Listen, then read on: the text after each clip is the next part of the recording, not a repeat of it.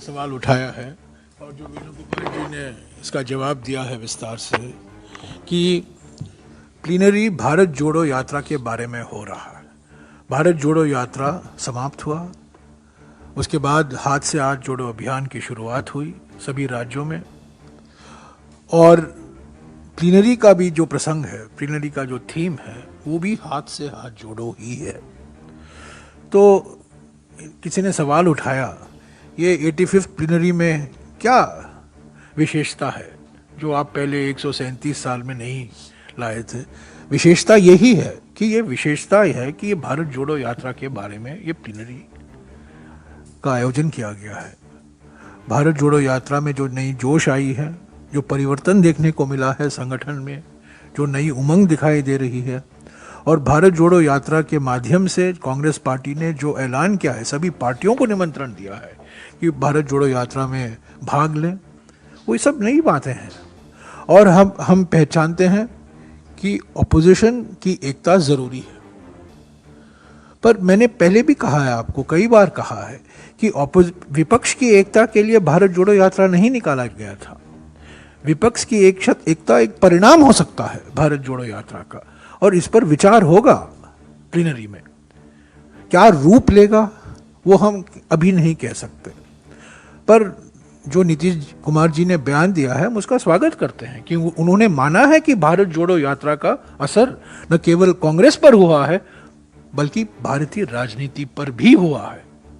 ये भारतीय राजनीति के लिए एक परिवर्तनकारी क्षण उन्होंने स्वीकारा है और हम इसका स्वागत करते हैं।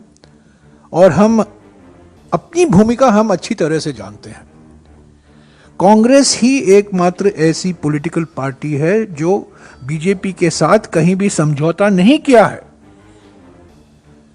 कई विपक्ष की पार्टियां ऐसी आती हैं जो खरगे जी के मीटिंग में बैठती हैं, पर जो उनका एक्शन होता है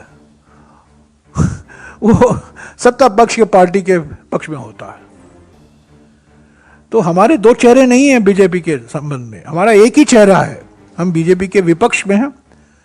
हम चाहते हैं कि इस अडानी मामले पर जेपीसी हो। कई पार्टियां हमारे साथ रहीं और कहीं नहीं। जेपीसी की मांग उन्होंने स्वीकारा नहीं, उन्होंने कहा नहीं हमें सुप्रीम कोर्ट की इंक्वायरी चाहिए।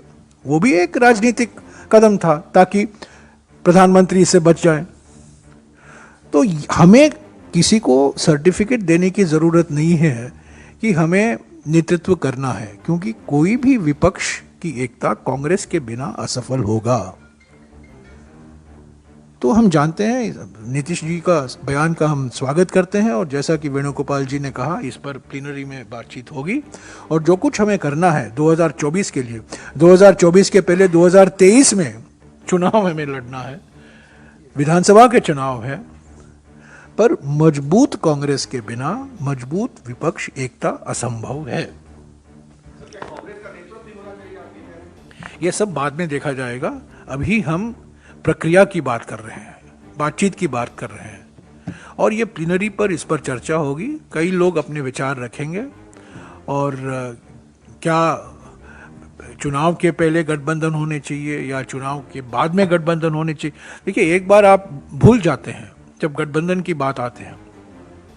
हम केरला में गठबंधन में हैं, तमिलनाडु में गठबंधन में हैं, बिहार में गठबंधन में हैं, महाराष्ट्र में गठबंधन में हैं, कि झारखंड में हम गठबंधन में हैं, कई उत्तर पूर्वी राज्यों में हम गठबंधन में हैं। तो ये कहना कि कांग्रेस चुनाव के पहले गठबंधन नहीं करती, ये गलत है। कई ऐसे राज्य हैं जहां हम चुनाव के पहले ही हम गठबंधन में हैं।